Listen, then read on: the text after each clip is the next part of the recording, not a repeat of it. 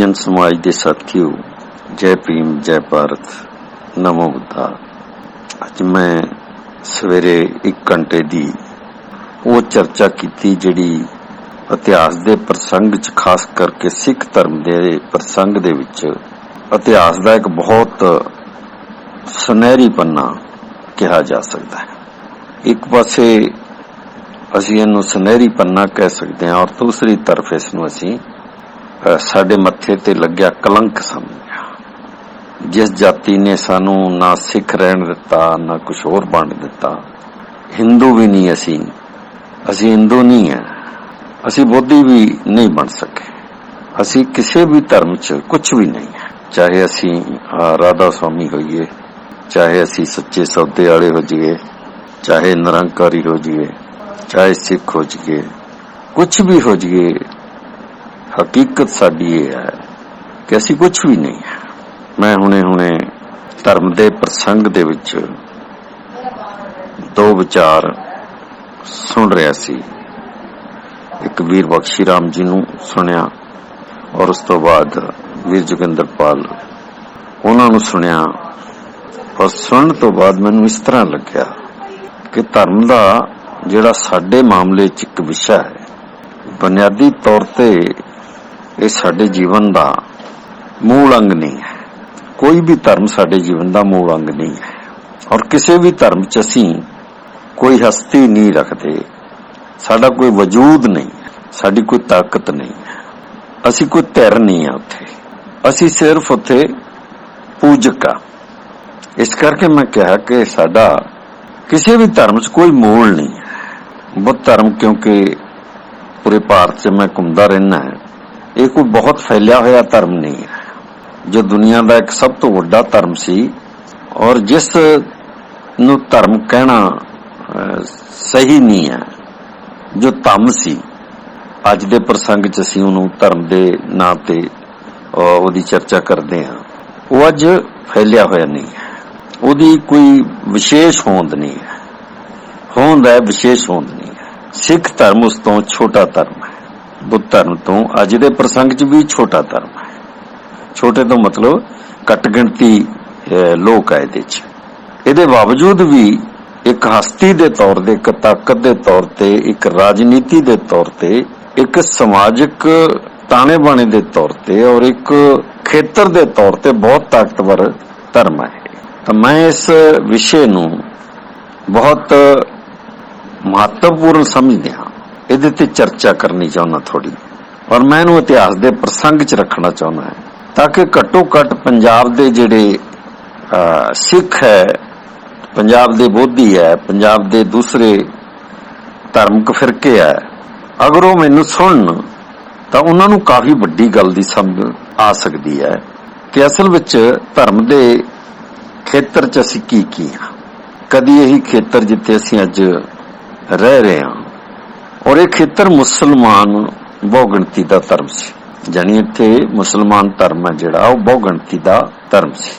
सिख धर्म ताकतवर धर्म सी पर गिणती के हिसाब नाल बहुत छोटा धर्म सी। हिंदू धर्म चाहे वो देखण नूं काफी ज्यादा गिणती सी पर वो इस्लाम ते सिख धर्म के मुकाबले च इस खेतर का बहुत कमजोर धर्म सी। बुद्ध धर्म बाबा साहब डॉक्टर अंबेडकर दे हुंदियां उसने इत्थे पैर रखे, लोकां दे विच थोड़ी आवाज गई, परंतु यह इस समाज का यानी इस खेतर का कोई धर्म नहीं बन सकिया। मैं इसकी समुचे रूप च एक व्याख्या करनी वाजिब समझना ताकि मेरे साथी, मेरे लोग या भारत के लोग है जिहड़े जिन्ने मैनूं समझ सकते हैं, अगर वो सुनन तां इहदियां जिहड़ियां परतां हैं उन्हां नूं अच्छी तरह जान सकते हैं और फिर उहदे ते कोई सही निर्णय ले सकते हैं। ये मेरा विश्वास है। पंजाब दे विच 1 नंबर का धर्म जिहड़ा वर्तमान हरियाणा दे निकल जाण तो बाद, हिमाचल दे निकल जाण तो बाद, जिथे हिंदू धर्म बहुत भारू है, ब्राह्मण का धर्म जिहड़ा हिंदू धर्म है, हिंदू धर्म नहीं है कोई, असल च ब्राह्मण का धर्म है, सनातनी धर्म जिन्हों कह सकते हैं, वैदिकार या वैदिक धर्म। उहदे तो बाद जिहड़ा वो बाहर गया हिमाचल और हरियाणा दे अलग होने नाल, तो बाकी का जिहड़ा खेतर बचदा है इहदे ते सिख धर्म भारू है। जिस तरह असीं सवेरे चर्चा की ਸਿੱਖ ਧਰਮ ਦੇ ਵਿੱਚ ਦਲਿਤ ਪਛੜਿਆਂ ਦੀ ਗਿਣਤੀ ਸਭ ਤੋਂ ਜ਼ਿਆਦਾ, ਖਾਸ ਕਰਕੇ ਪ੍ਰੋਫੈਸਰ ਦਿੱਤ ਸਿੰਘ ਦੇ ਸਮੇਂ ਤੋਂ ਬਾਅਦ। ਮਹਾਰਾਜਾ ਰਣਜੀਤ ਸਿੰਘ ਦੇ ਸਮੇਂ ਤੱਕ ਸਭ ਤੋਂ ਛੋਟਾ ਧਰਮ ਸੀ ਸਿੱਖ ਧਰਮ। ਮਹਾਰਾਜਾ ਰਣਜੀਤ ਸਿੰਘ ਦੀ ਫੌਜ ਦੇ ਵਿੱਚ ਦੋ ਸਭ ਤੋਂ ਵੱਡੀਆਂ ਤਾਕਤਾਂ ਸੀ। ਇੱਕ ਮੁਸਲਮਾਨ ਫੌਜ ਜ਼ਿਆਦਾ ਸੀ ਉਹਦੀ, ਸਭ ਤੋਂ ਇੱਕ ਨੰਬਰ ਤੇ ਫੌਜ ਉਹਦੀ ਮੁਸਲਮਾਨ ਫੌਜ ਸੀ, ਔਰ 2 ਨੰਬਰ ਤੇ ਸਿੱਖ ਸੈਨਾ ਸੀ। ਔਰ ਸਿੱਖ ਸੈਨਾ 'ਚ ਜਿੱਥੋਂ ਤੱਕ ਮੇਰਾ ਅਧਿਐਨ ਹੈ, ਉਹਦੇ 'ਚ ਦਲਿਤ ਪਛੜੇ ਜਿਹੜੇ ਆ ਉਹ ਜੱਟ ਸਿੱਖਾਂ ਨਾਲੋਂ ਕਾਫੀ ਜ਼ਿਆਦਾ ਸੀ। ਮਜਬੀ ਤੇ ਚਮਾਰ ਜਲਾਹੇ, ਖਾਸ ਕਰਕੇ ਇਹ ਜਾਤੀਆਂ ਜਿਹੜੀਆਂ ਮਜਬੀ, ਚਮਾਰ, ਜਲਾਹਾ ਜਾਂ 1-2 ਜਾਤੀਆਂ ਹੋਰ ਹੋਣਗੀਆਂ ਜਿਨ੍ਹਾਂ ਦੇ ਲੋਕ ਭਰਤੀ ਹੋਏ, ਪਰ ਇਹ ਮੂਲ ਤੌਰ ਤੇ ਮੈਂ ਦੇਖਿਆ ਕਿ ਇਹਨਾਂ ਦੇ ਲੋਕ ਜਿਹੜੇ ਆ ਉਹ ਮਹਾਰਾਜਾ ਰਣਜੀਤ ਸਿੰਘ ਦੀ ਫੌਜ 'ਚ ਕਾਫੀ ਜ਼ਿਆਦਾ ਸੀ। ਪਰ 1848 ਤੋਂ ਬਾਅਦ ਜਿਹੜੀ ਗਿਣਤੀ ਹੈ ਸਿੱਖਾਂ ਦੀ ਉਹ 20 ਲੱਖ ਦੇ ਕਰੀਬ ਬਾਕੀ ਬਚੀ। ਸਿੱਖ ਹਿੰਦੂ ਨਹੀਂ ਬਣੇ। ਇਹ ਧਿਆਨ ਰੱਖਿਆ ਜਾਵੇ ਕਿ ਜਿਹੜੇ ਸਿੱਖ ਬਣ ਗਏ ਉਹ ਦੁਬਾਰਾ ਹਿੰਦੂ ਨਹੀਂ ਬਣੇ, ਕਿਉਂਕਿ ਬ੍ਰਾਹਮਣੀ ਧਰਮ ਦੇ ਖਿਲਾਫ, ਸਨਾਤਨੀ ਧਰਮ ਦੇ ਖਿਲਾਫ, ਆਰੀਆ ਵੈਦਿਕ ਧਰਮ ਦੇ ਖਿਲਾਫ, ਦੇਵੀ ਦੇਵਤਿਆਂ ਦੇ ਧਰਮ ਦੇ ਖਿਲਾਫ, ਬ੍ਰਾਹਮਣ ਦੇ ਧਰਮ ਦੇ ਖਿਲਾਫ ਸਭ ਤੋਂ ਵੱਡਾ ਇਨਕਲਾਬ ਜਿਹੜਾ ਬੁੱਧ ਦਾ ਇਨਕਲਾਬ ਸੀ। ਉਸ ਤੋਂ ਦੂਜੀ ਵਾਰ ਜਿਹੜਾ ਇਨਕਲਾਬ ਖੜਾ ਹੋਇਆ ਉਸ ਧਰਮ ਦੇ ਖਿਲਾਫ, ਉਹ ਸਿੱਖ ਧਰਮ। ਔਰ ਸਿੱਖ ਧਰਮ ਦੀ ਜਿਸ ਤਰ੍ਹਾਂ ਬੁੱਧ ਧਰਮ ਦੀ ਬੁਨਿਆਦ ਦੇ ਵਿੱਚ ਦਲਿਤ ਪਛੜੇ ਸਭ ਤੋਂ ਉੱਪਰ ਸੀ, ਬਿਲਕੁਲ ਇਸੇ ਤਰ੍ਹਾਂ ਸਿੱਖ ਧਰਮ ਦੇ ਵਿੱਚ ਸਭ ਤੋਂ ਵੱਡੀ ਤਾਕਤ ਜਿਹੜੀ ਸੀ ਉਹ ਦਲਿਤ ਪਛੜੇ ਸਿੱਖ ਸੀ। ਔਰ ਜਿਵੇਂ ਜਿਹੜਾ ਮਹਾਰਾਸ਼ਟਰ ਦਾ ਇਨਕਲਾਬ ਹੈ, ਜਿਹੜਾ ਮਹਾਰਾਂ ਤੇ ਮਰਾਠਿਆਂ ਦਾ ਇਨਕਲਾਬ ਕਿਹਾ ਜਾ ਸਕਦਾ, ਕੁਰਮੀਆਂ ਦਾ ਇਨਕਲਾਬ ਕਿਹਾ ਜਾ ਸਕਦਾ, ਸ਼ਿਵਾਜੀ ਦਾ ਇਨਕਲਾਬ ਕਿਹਾ ਜਾ ਸਕਦਾ, ਜਿਹਨੂੰ ਸ਼ਾਹੂ ਮਹਾਰਾਜ ਦਾ ਇਨਕਲਾਬ ਕਿਹਾ ਜਾਂਦਾ, ਸਈਆ ਜੀ ਮਹਾਰਾਜ ਦਾ ਇਨਕਲਾਬ ਕਿਹਾ ਜਾ ਸਕਦਾ ਹੈ, ਜਿਹਨੂੰ ਸ਼ਿਵਾਜੀ ਦੇ ਲੜਕਿਆਂ ਦਾ, ਸ਼ੰਭਾ ਜੀ ਦਾ ਇਨਕਲਾਬ ਕਿਹਾ ਜਾ ਸਕਦਾ ਹੈ। ਉਸ ਧਰਮ ਦੇ ਵਿੱਚ ਵੀ ਦਲਿਤ ਪਛੜੇ 1 ਨੰਬਰ ਤੇ ਸੀ, ਚਾਹੇ ਉਹ ਹਿੰਦੂ ਹੀ ਸੀ। ਲੱਗਦਾ ਕਿ ਉਹ ਜ਼ਿਆਦਾ ਹਿੰਦੂ ਅਖਵਾਉਂਦੇ ਸੀ, ਕਿਉਂਕਿ ਉਹਨਾਂ ਦਾ ਭਵਾਨੀ ਦੁਰਗਾ ਨੂੰ ਕਹਿੰਦੇ ਆ, ਇਹੀ ਨਾਰਾ ਸੀ ਉਹਨਾਂ ਦਾ। ਪਰ ਉਹ ਬ੍ਰਾਹਮਣ ਦੇ ਖਿਲਾਫ ਇੱਕ ਇਨਕਲਾਬ ਸੀ, ਬਹੁਤ ਵੱਡਾ ਇਨਕਲਾਬ ਸੀ। ਮੇਰਾ ਖਿਆਲ ਹੈ ਪੰਜਾਬ ਦੇ ਵਿੱਚ ਬਹੁਤੇ ਲੋਕਾਂ ਨੂੰ ਇਹ ਪਤਾ ਹੀ ਨਹੀਂ ਕਿ 16ਵੀਂ ਸਦੀ ਦੇ ਇਰਦ ਗਿਰਦ ਬ੍ਰਾਹਮਣ ਨੂੰ ਜਿਹੜੀ ਸਭ ਤੋਂ ਪਹਿਲੀ ਫਾਂਸੀ ਜਾਂ ਕਤਲ ਕੀਤਾ ਗਿਆ ਉਹ ਸ਼ਿਵਾਜੀ ਦੇ ਰਾਜ ਕੀਤਾ ਗਿਆ। ਜਾਨੀ ਸ਼ਿਵਾਜੀ ਦੇ ਰਾਜ ਦੇ ਵਿੱਚ ਬ੍ਰਾਹਮਣ ਦੇ ਧਰਮ ਦੀਆਂ ਜਿਹੜੀਆਂ ਮਾਨਤਾਵਾਂ ਸੀ ਉਹਨਾਂ ਨੂੰ ਤੋੜਿਆ ਗਿਆ। ਹੁਣ ਪੰਜਾਬ ਦਾ ਮਸਲਾ ਜਦੋਂ ਅਸੀਂ ਲੈਂਦੇ ਹਾਂ ਤਾਂ ਪੰਜਾਬ ਦੇ ਵਿੱਚ ਸਿੱਖ ਧਰਮ ਜਿਹੜਾ ਇਹ ਏਡਾ ਸ਼ਕਤੀਸ਼ਾਲੀ ਧਰਮ ਬਣ ਗਿਆ ਸੀ ਇੱਕ ਦਿਨ, ਜਦੋਂ ਇਹਦੇ ਤੇ ਇਹ ਧਿਆਨ ਰੱਖਣਾ ਸਾਰਿਆਂ ਨੇ, ਜਿਹੜੀ ਗੱਲ ਮੈਂ ਕਹਿ ਰਿਹਾ ਕਿ ਜਦੋਂ ਦਲਿਤ ਪਛੜੇ ਲੋਕ ਆ ਜਿਹੜੇ ਇਹਦੀ ਕਮਾਂਡ ਕਰ ਰਹੇ ਸੀ, ਉਸ ਵੇਲੇ ਸਭ ਤੋਂ ਤਾਕਤਵਰ ਧਰਮ ਸੀ ਇਹ। ਮੇਰੀ ਗੱਲ ਨੂੰ ਪੂਰੀ ਤਰ੍ਹਾਂ ਨੋਟ ਕਰਕੇ ਰੱਖਣਾ ਔਰ ਇਹਨੂੰ ਸਮਝਣ ਦਾ ਯਤਨ ਕਰਨਾ ਹੈ ਕਿ ਬੰਦਾ ਸਿੰਘ ਬਹਾਦਰ, ਬਾਬਾ ਵੀਰ ਸਿੰਘ, ਬਾਬਾ ਜੱਸਾ ਸਿੰਘ ਰਾਮਗੜੀਆ, ਬਾਬਾ ਜੱਸਾ ਸਿੰਘ ਆਹਲੂਵਾਲੀਆ ਔਰ ਮਹਾਰਾਜਾ ਰਣਜੀਤ ਸਿੰਘ, ਇਹ ਪੰਜੇ ਦੇ ਪੰਜੇ ਆਦਮੀ ਹੈ ਜਿਹੜੇ ਸਿੱਖ ਬਾਦਸ਼ਾਹ ਬਣੇ। ਇਹ ਪੰਜੇ ਦੇ ਪੰਜੇ ਦਲਿਤ ਹੈ, ਇਹ ਦਲਿਤ ਪਛੜੇ ਆ। ਉਸ ਵੇਲੇ ਦਲਿਤ ਪਛੜਿਆਂ 'ਚ ਵੰਡੇ ਨਹੀਂ ਸੀ ਗਏ। ਉਸ ਵੇਲੇ ਇਹ ਦਲਿਤ ਤੇ ਪਛੜਿਆਂ ਦੇ ਵਿੱਚ ਇਹਨਾਂ ਦੀ ਬਹੁਤੀ ਵੰਡ ਨਹੀਂ ਸੀ ਹੋਈ। ਇਹ ਇੱਕੋ ਕਿਸਮ ਦੇ ਲੋਕ ਸੀ ਸਾਰੇ ਦੇ ਸਾਰੇ। ਤਾਂ ਮੇਰੇ ਸਾਥੀਓ, ਜਿਹੜੀ ਗੱਲ ਮੈਂ ਤੁਹਾਡੇ ਸਾਹਮਣੇ ਰੱਖੀ ਆ ਉਹ ਇਹ ਆ ਕਿ ਸਿੱਖਾਂ ਦੇ 5 ਬਾਦਸ਼ਾਹ ਪੈਦਾ ਹੋਏ ਔਰ ਪੰਜੇ ਦੇ ਪੰਜੇ ਦਲਿਤ ਪਛੜੇ, ਜਿਨ੍ਹਾਂ ਦੇ ਨਾਂ ਲਏ ਆ ਮੈਂ ਤੁਹਾਡੇ ਸਾਹਮਣੇ। ਇਹ 5 ਬਾਦਸ਼ਾਹ ਜਿਹੜੇ ਪੂਰੀ ਤਰ੍ਹਾਂ ਮਾਨਤਾ ਪ੍ਰਾਪਤ ਬਾਦਸ਼ਾਹ ਹੈ ਉਹ ਇਹ ਆ। ਹੁਣ ਸਵਾਲ ਇਸ ਗੱਲ ਦਾ ਆ ਗਿਆ ਕਿ ਮੈਂ ਜਿਹੜੀ ਗੱਲ ਸਾਬਤ ਕਰਨੀ ਚਾਹੁੰਦਾ ਸੀ ਉਹ ਇਹ ਸੀ ਕਿ ਜਦੋਂ ਦਲਿਤ ਪਛੜੇ ਹੀ ਸਿੱਖ ਫੌਜਾਂ ਦੇ ਵਿੱਚ ਜਰਨੈਲ ਸੀ, ਜਿਵੇਂ ਬਾਬਾ ਜੀਵਨ ਸਿੰਘ ਵਰਗੇ ਜਰਨੈਲ, ਬਾਬਾ ਵੀਰ ਸਿੰਘ, ਬਾਬਾ ਧੀਰ ਸਿੰਘ ਵਰਗੇ ਜਰਨੈਲ, ਬਾਬਾ ਬੰਦਾ ਸਿੰਘ ਬਹਾਦਰ ਵਰਗੇ ਜਰਨੈਲ ਸੀ ਜਦੋਂ, ਤਾਂ ਉਸ ਵੇਲੇ ਸਿੱਖ ਧਰਮ ਹੈ ਜਿਹੜਾ ਉਹ ਬਹੁਤ ਸ਼ਕਤੀਸ਼ਾਲੀ ਧਰਮ ਸੀ। ਔਰ ਇਹ ਇੰਨਾ ਸ਼ਕਤੀਸ਼ਾਲੀ ਸੀ ਕਿ ਦੁਨੀਆ ਦੇ ਵਿੱਚ ਇਹਦੀ ਦਹਿਸ਼ਤ ਸੀ। ਇੱਕ ਦਹਿਸ਼ਤ ਇਸ ਤਰ੍ਹਾਂ ਨਹੀਂ ਸੀ ਕਿ ਬਹੁਤ ਜ਼ਿਆਦਾ ਜ਼ਾਲਮ ਸੀ ਲੋਕ, ਇਹ ਜ਼ਾਲਮਾਂ ਦਾ ਧਰਮ ਨਹੀਂ ਸੀ, ਇਹ ਮਿਹਰਬਾਨ ਲੋਕਾਂ ਦਾ ਧਰਮ ਸੀ, ਜਿਹੜੇ ਬੁਨਿਆਦੀ ਤੌਰ ਤੇ ਹੀ ਆਪਣੇ ਆਪ ਨੂੰ ਵਧੀਆ ਇਨਸਾਨ ਸਮਝਦੇ ਸੀ, ਉਹਨਾਂ ਦਾ ਧਰਮ ਸੀ ਇਹ। ਔਰ ਇਹੀ ਉਹ ਲੋਕ ਹੈ ਜਿਨ੍ਹਾਂ ਦੇ ਹੁੰਦਿਆਂ ਦੁਸ਼ਮਣ ਦੀਆਂ ਔਰਤਾਂ ਵੀ ਸੁਰੱਖਿਅਤ ਰਹੀਆਂ। ਇਹ ਰਿਕਾਰਡ ਦੇ ਵਿੱਚ ਮੈਂ ਬਹੁਤ ਥਾਂ ਦਰਜ ਕੀਤਾ ਹੋਇਆ कि कदों ये कदों वापरिया सारा कुछ कि दुश्मन दी औरत जिहड़ी ईवन जिहड़ा राजा है जे हार जांदा तां ओहदी औरत है जिहड़ी ओह सिखां दे विच असुरक्षित नहीं सी, सुरक्षित सी। उन्हां दीयां बहुआं सुरक्षित सी, उन्हां दीयां भैणां सुरक्षित सी, उन्हां दीयां धीआं सुरक्षित सी और आम औरतां भी सुरक्षित सी। दुनिया दी किसे फौज च अज तक ये नहीं होया कि किते भी बजुर्ग सुरक्षित रहे होण, औरतां ते बच्चियां सुरक्षित रहियां होण सिवाए सिख फौज तो। ये दुनिया के इतिहास किते नहीं होया। पर तुहाडे वास्ते जिहड़ी सब तो माण वाली गल है कि ये वो समा है जदों दलित पछड़े जिहड़े आ ओह गुरु गोबिंद सिंह दी असल सेना सी, जिथे गुरु ने कहा कि इन्हीं की कृपा से सजे हमें, नहीं मोसो गरीब करोड़ परे। इन्हीं की कृपा से विद्या लई, इन्हीं की कृपा से युद्ध लड़े। ये इस तरह का एक बहुत शानदार जिहड़ा वरतांत गुरु जी ने कीता होया। तां ये जिहड़ी सेना इन्नी ताकतवर सी कि महाराजा रणजीत सिंह तक ऐसे हालात पैदा हो गए सी कि किसी भी हमलावर दी भारत ते हमला करन दी जुरत नहीं सी पैंदी। अगर अंग्रेज 17वीं सदी च भारत च आए है तो थानू ये याद रखना चाहिए कि अंग्रेजां नू भी ये ब्राह्मण लब्बी लैके आई। ये अपने आप अंग्रेज नहीं आया, ये वैदिक आर्य जिहड़े यूरोपियन लोकां दे रिश्तेदार है, जिहड़े उन्हां दा खून साझा जिहड़ा इन्हां नाल, यही लोग उन्होंने लैके आए। पर इन्हां दी जरूरत नहीं पई कि वह पंजाब वाले पासों लैके आउंदे। पंजाब नू अखीर दे उत्ते इन्हां ने धोखा दे के खत्म करवाया। महाराजा रणजीत सिंह नू खत्म कीता, ओदे बच्चियां नू खत्म कीता और उन्हां नू ओदी सत्ता नू जिहड़ा है वो अंग्रेजां दे अधीन करवाया और खालसा फौज है जिहड़ी उहनू गोडे टकाते। ये उन्हां ने अखीर ते उदों कीता जदों पूरा भारत जित्तिया गया। उस तो पहला अंग्रेजां दी जरूरत नहीं पई कि वो सतलुज दा दरिया पार करके अगे आ जाण, इन्नी हिम्मत उन्हां च नहीं सी। पर अफगानिस्तान वालों कोई भी अफगानिस्तान दे जितन तो बाद जिथों दा जिहड़ा जिन्हों कहते जथेदार जां जिथों दा महाराजा बाबा वीर सिंह नू लाया गया अफगानिस्तान दे सरहद दे नेड़े नेड़े, तां किसी दी जरूरत नहीं सी कि उत्थों तक कोई आदमी पैर धरजे आके बाहरले हमलावरां चों।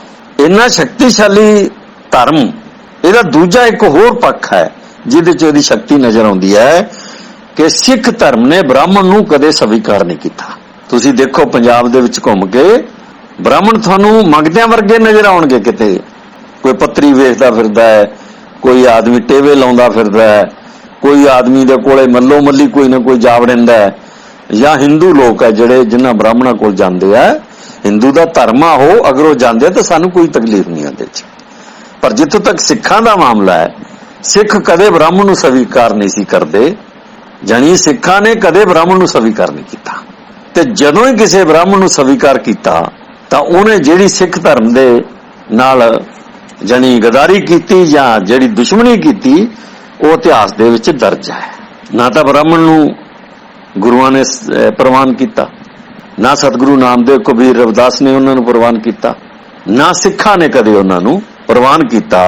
इस करके ब्राह्मण जानदा सी कि सब तो खतरनाक अगर कोई जिहड़ा समाज है तो वह सिख समाज है, ब्राह्मण दे सनातनी धर्म दे बराबर, जिहड़ा किसी भी वेले ब्राह्मणी सल्तनत नू ढा सकदा है। इस करके जिहड़े अंग्रेज आए वो कलकत्ता दी दिशा चों आए, मद्रास कलकत्ते वाली दिशा चों पानी राही आए। उन्होंने मद्रास ते कलकत्ते तो अपना राज शुरू किया। वो लियांदे गए, अपने आप नहीं आए। उन्होंने आया नू जी आया कहा गया। और मैं एक दिन पढ़ रहा सी उन्होंने आगमन दे उत्ते की होया। मंदिरां दे विचों बकायदा उन्होंने पैसा जिहड़ा हैगा उन्हां दी जिहड़ी सत्ता उहदे वास्ते दिता जांदा सी और वो मंदिर दा पुजारी ते ब्राह्मण जिहड़े सी उन्हां दी अंग्रेजां नाल पूरी जानी जिन्हों आपां पंजाबी दे विच कह दिंदे आ कि पूरी अंदरली मानसिकता रलदी सी, इक्को जी मानसिकता दे लोग सी। इस तरह का वरतांत बहुत लंबा चौड़ा जिहड़ा वो अज भी किताबां दे विच दर्ज है, जिन्हों आम लोग साडे नहीं पढ़ते। जानी जे हमलावर भी आया तो दूजे पासों आया, पानी दे रस्ते आया। हुण ये ਇਹ ਗੱਲ ਕਰਕੇ कि सिख धर्म जिहड़ा ਉਹਦਾ ਖੇਤਰ लाहौर और ਅੰਮ੍ਰਿਤਸਰ रहा और ਉਹਦੀ ਜਿਹੜੀ ਸਰਹੱਦ ਆ अफगानिस्तान रही और ਇਹਦੇ ਵਿੱਚ सिख धर्म ਦਾ ਦਬਦਬਾ रहा। इस्लाम ਜਿਹੜਾ ਹੈਗਾ ਉਹ सिख धर्म ਦੇ ਵਿੱਚ ਵੱਧਦਾ ਫੁੱਲਦਾ ਰਿਹਾ। इस्लाम ਨੂੰ ਕਦੇ ਕੋਈ ਤਕਲੀਫ ਨਹੀਂ ਆਈ क्योंकि इस्लाम ਦੇ ਜਿਹੜੇ ਲਾਹੌਰ ਤੱਕ ਦੇ ਲੋਕ ਅੰਮ੍ਰਿਤਸਰ ਤੱਕ ਦੇ ਜਲੰਧਰ ਦੇ ਇਹ ਜਿਹੜਾ ਮੁਕਤਸਰ ਏਰੀਆ ਸਾਰਾ ਬਠਿੰਡਾ ਏਰੀਆ ਹੈ ਜਾਂ ਹਰਿਆਣੇ ਦੇ ਨਾਲ ਲੱਗਦੇ ਖੇਤਰ ਹੈ ਜਿਹੜੇ ਇਹ ਸਾਰਾ ਇਸਲਾਮਿਕ ਏਰੀਆ ਸੀ। ਪਰ ਇਹ ਸਾਰੇ ਦੇ ਸਾਰੇ ਮੁਸਲਮਾਨ ਬੁਨਿਆਦੀ ਤੌਰ ਤੇ ਬੋਧੀ ਲੋਕ ਸੀ। ਸਾਰੇ ਇਹ ਦਲਿਤ ਪਛੜੇ ਲੋਕ ਹੈ। ਬਹੁਤੇ ਲੋਕਾਂ ਨੂੰ ਇਹਨਾਂ ਬਰੀਕਿਆਂ ਦੀ ਜਾਣਕਾਰੀ ਇਸ ਕਰਕੇ ਨਹੀਂ ਕਿ ਉਹ ਬਹੁਤਾ ਪੜ੍ਹਦੇ ਨਹੀਂ ਹੈ ਕਿ ਜਿਹੜਾ ਮੁਸਲਮਾਨ ਹੈ ਲਾਹੌਰ ਦੇ ਇਰਦ ਗਿਰਦ ਦਾ और ਜਿਹੜਾ ਦਿੱਲੀ ਵੱਲ ਨੂੰ ਅੱਗੇ ਆਉਂਦਾ ਹੈ ਦਿੱਲੀ ਤੱਕ ਨੂੰ और ਜਾਂ ਫਿਰ ਇਹ ਜਿਹੜਾ ਸਾਰਾ ਖੇਤਰ ਵਿਚਕਾਰਲਾ ਹੈ ਹੁਸ਼ਿਆਰਪੁਰ ਤੱਕ ਦਾ ਸਾਰਾ ਇਹ ਸਾਰੇ ਦੇ ਸਾਰੇ ਜਿਹੜੇ ਗੁਰਦਾਸਪੁਰ ਤੋਂ ਲੈ ਕੇ ਲਾਹੌਰ ਤੱਕ ਅੰਮ੍ਰਿਤਸਰ ਤੱਕ ਫੈਲੇ ਹੋਏ ਲੋਕ ਹੈ ਜਾਂ ਇੱਧਰ ਬਠਿੰਡਾ ਦੇ ਸਰਹੱਦਾਂ ਨਾਲ ਅੱਗੇ ਤੱਕ ਨਿਕਲ ਜਾਂਦੇ ਆ। ਇਹ ਸਾਰੇ ਦੇ ਸਾਰੇ ਬਹੁ ਗਿਣਤੀ 'ਚ ਦਲਿਤ ਪਛੜੇ ਲੋਕ ਸੀ ਜਿਹੜੇ ਬ੍ਰਾਹਮਣ ਦੇ ਧਰਮ ਨੂੰ ਛੱਡ ਕੇ ਮੁਸਲਮਾਨ ਬਣੇ। ਇਹ ਪਹਿਲਾਂ ਬੋਧੀ ਸੀ, ਬੋਧੀ ਤੋਂ ਅਛੂਤ ਬਣੇ और ਅਛੂਤਾਪਣ ਨੂੰ ਤਿਆਗਦੇ ਜਾਨੀ ਉਹਨਾਂ ਦੇ ਸਨਾਤਨੀ ਧਰਮ ਚੋਂ ਨਿਕਲਦੇ ਇਹ ਜਦੋਂ ਮੁਸਲਮਾਨ 8ਵੀਂ ਸਦੀ ਚ ਆਏ ਉਦੋਂ ਬਾਅਦ ਇਹ ਮੁਸਲਮਾਨ ਬਣਨੇ ਸ਼ੁਰੂ ਹੋ ਗਏ। और ਇਹਨਾਂ ਨੂੰ ਮੁਸਲਮਾਨ ਕਿਸ ਨੇ ਬਣਾਇਆ? ਬਾਬਾ ਫਰੀਦ, ਨਿਜ਼ਾਮੁਦੀਨ ਔਲੀਆ, ਜਿਹੜੇ ਅਜਮੇਰ ਸ਼ਰੀਫ, ਇਸ ਤਰ੍ਹਾਂ ਦੇ ਮਹਾਨ ਸੰਤ ਹੈ ਜਿਹੜੇ ਸੂਫੀ ਸੰਤ, ਉਹਨਾਂ ਨੂੰ ਸੁਣਨ ਤੋਂ ਬਾਅਦ ਔਰ ਉਹਨਾਂ ਦੇ ਬਰਾਬਰੀ ਦੇ ਸਿਧਾਂਤ ਦੇ ਨਾਲ ਇੱਕਮਿਕ ਹੋ ਕੇ ਇਹ ਜਿਹੜੇ ਦਲਿਤ ਪਛੜੇ ਆ ਇਹ ਮੁਸਲਮਾਨ ਬਣੇ। ਔਰ 1885 ਦੇ ਇਰਦ ਗਿਰਦ ਜੱਟਾਂ ਨੇ ਜਿਹੜਾ ਇਸਲਾਮ ਬਹੁਤ ਅਪਣਾਇਆ। ਇਹ 1885 ਦੀ ਘਟਨਾ ਹੈ। ਕਿਉਂ ਹੈ ਇਹਦੇ ਬਾਰੇ ਵੀ ਅਸੀਂ ਚਰਚਾ ਕਿਸੇ ਵੇਲੇ ਕਰਾਂਗੇ। ਹੁਣ ਜਦੋਂ ਜਿਹੜਾ ਭਾਰਤ ਆਜ਼ਾਦ ਹੋ ਗਿਆ 1947 ਚ ਔਰ ਦੇਸ਼ ਦਾ ਸੰਵਿਧਾਨ ਬਣ ਗਿਆ ਤਾਂ ਉਸ ਵੇਲੇ ਪੰਜਾਬ ਨੂੰ ਵੰਡਣ ਦਾ ਕੰਮ ਸ਼ੁਰੂ ਹੋਇਆ। ਔਰ ਇਹ ਕੰਮ ਜਿਹੜਾ ਵੰਡਣ ਦਾ ਹੈ ਇਹਦੇ ਚ ਜ਼ਿਆਦਾ ਹਿੱਸਾ ਸਿੱਖਾਂ ਦਾ ਹੈ ਜਾਂ ਤਾਂ ਦਿੱਲੀ ਦੀ ਹਕੂਮਤ ਦਾ, ਬ੍ਰਾਹਮਣਾਂ ਦਾ, ਕਿਉਂਕਿ ਬ੍ਰਾਹਮਣ ਇਹ ਚਾਹੁੰਦੇ ਸੀ, ਦਿੱਲੀ ਦੀ ਹਾਕਮ ਜਿਹੜੇ ਆ ਉਹ ਚਾਹੁੰਦੇ ਸੀ ਕਿ ਦਿੱਲੀ ਤੇ ਪੰਜਾਬ ਦੇ ਵਿਚਕਾਰ ਕੋਈ ਐਸੀ ਦੀਵਾਰ ਖੜੀ ਕਰ ਲਈ ਜਾਵੇ ਕਿ ਸਿੱਖਾਂ ਦਾ ਦਬਦਬਾ ਜਿਹੜੇ ਸਮਾਜ ਦੇ ਵਿੱਚ ਹੈ ਉਹ ਦਿੱਲੀ ਦੀਆਂ ਹੱਦਾਂ ਨਾਲ ਨਾ ਲੱਗੇ। ਇਸ ਕਰਕੇ ਉਹਨਾਂ ਦੀ ਜ਼ਰੂਰਤ ਸੀ ਕਿ ਉਹ ਹਰਿਆਣੇ ਦੇ ਉਹਨਾਂ ਖੇਤਰਾਂ ਨੂੰ ਆਪਣੇ ਇੱਕ ਵੱਖਰੀ ਸਟੇਟ ਬਣਾਉਂਦੇ ਜਿਨ੍ਹਾਂ ਦੇ ਵਿੱਚ ਹਿੰਦੂ ਜ਼ਿਆਦਾ ਰਹਿੰਦੇ ਸੀ। ਅਸਲ ਵਿੱਚ ਇਹ ਆਰੀਆ ਸਮਾਜੀਆਂ ਦਾ ਖੇਤਰ ਹੈ। ਜਿਨ੍ਹਾਂ ਨੇ ਆਰੀਆ ਸਮਾਜ ਦੀ ਲਹਿਰ ਨੂੰ ਨਹੀਂ ਪੜਿਆ ਉਹਨਾਂ ਨੂੰ ਨਹੀਂ ਪਤਾ ਕਿ ਦਿੱਲੀ ਦੇ ਇਰਦ ਗਿਰਦ ਆਰੀਆ ਸਮਾਜ ਦਾ ਖੇਤਰ ਬਣਿਆ। ਜਦੋਂ ਦਇਆਨੰਦ ਸਰਸਵਤੀ ਨੂੰ ਇੱਥੋਂ ਭਜਾਇਆ ਗਿਆ ਪੰਜਾਬ ਦੇ ਵਿੱਚੋਂ ਤਾਂ ਦਇਆਨੰਦ ਸਰਸਵਤੀ ਨੇ ਜਾ ਕੇ ਹਰਿਆਣੇ ਦੇ ਵਿੱਚ ਜਿਹੜਾ ਆਰੀਆ ਸਮਾਜ ਤਿਆਰ ਕੀਤਾ ਉਹ ਬੁਨਿਆਦ ਬਣਿਆ ਪੰਜਾਬ ਨੂੰ ਵੰਡ ਕਰਨ ਦਾ।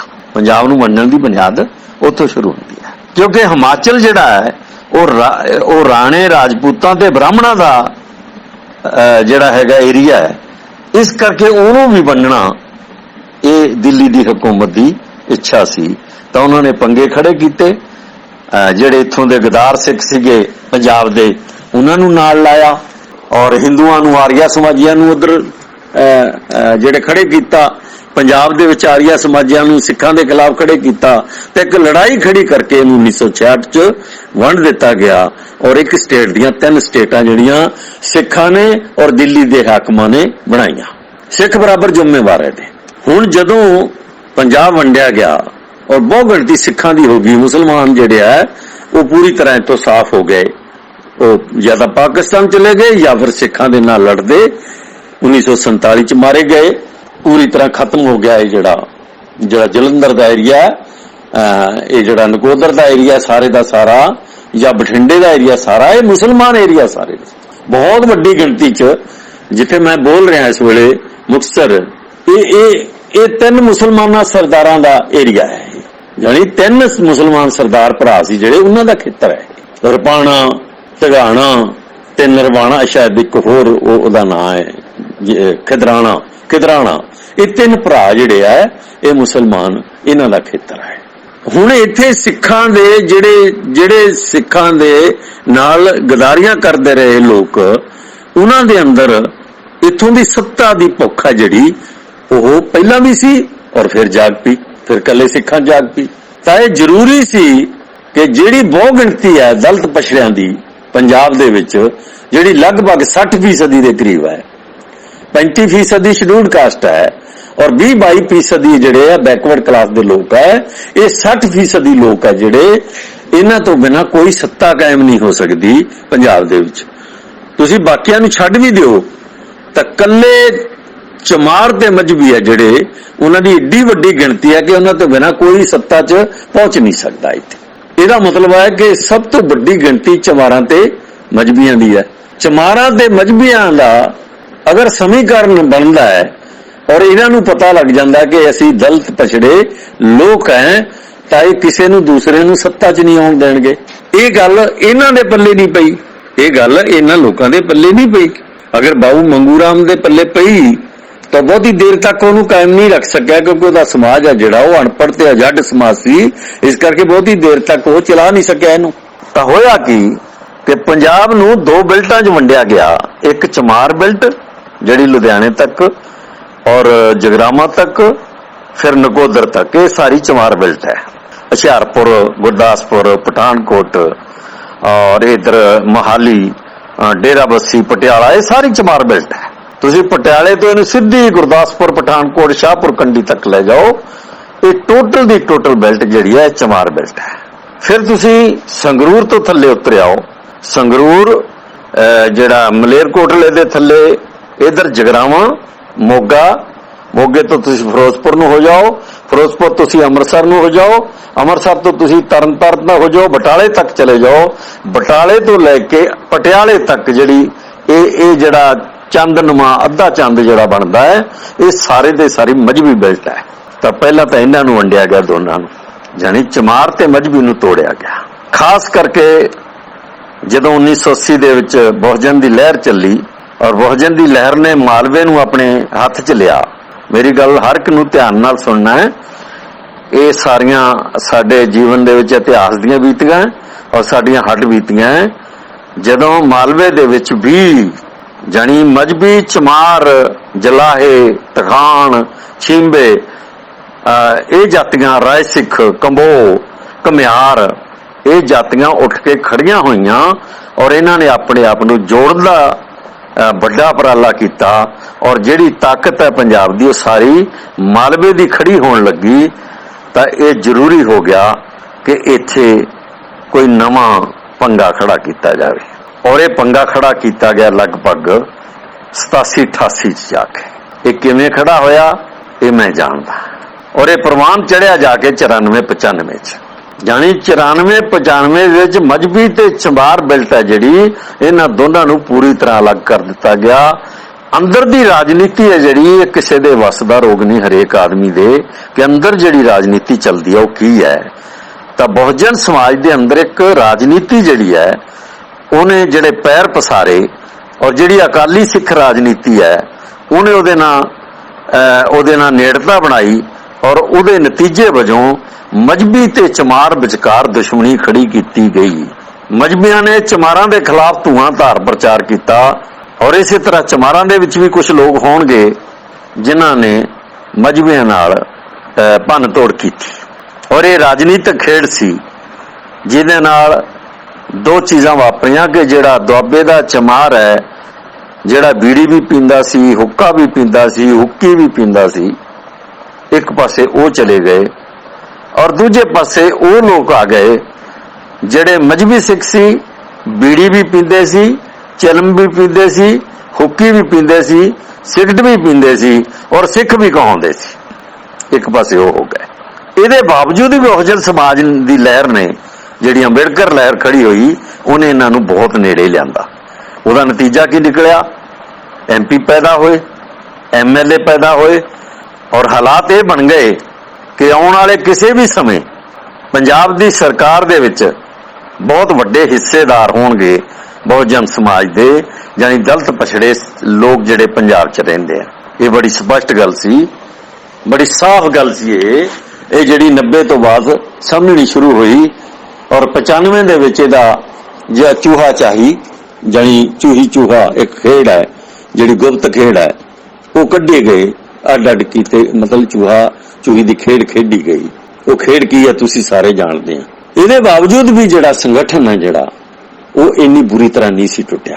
ਅਜੇ ਉਸ ਨੂੰ ਸੰਗਠਨ ਨੂੰ ਬਚਾਉਣ ਵਾਸਤੇ ਕਈ ਇਮਾਨਦਾਰ ਸਮਰਪਿਤ ਲੋਕ ਅਜੇ ਜਿਉਂਦੇ ਸੀ, ਜਿਨ੍ਹਾਂ ਦੇ ਅੰਦਰ ਬਹੁਤ ਵੱਡਾ ਦਰਦ ਸੀ ਇੱਕ, ਔਰ ਜੋ ਆਪਣੀ ਅੱਖਾਂ ਨਾਲ ਸਾਰਾ ਕੁਝ ਦੇਖਦੇ ਸੀ।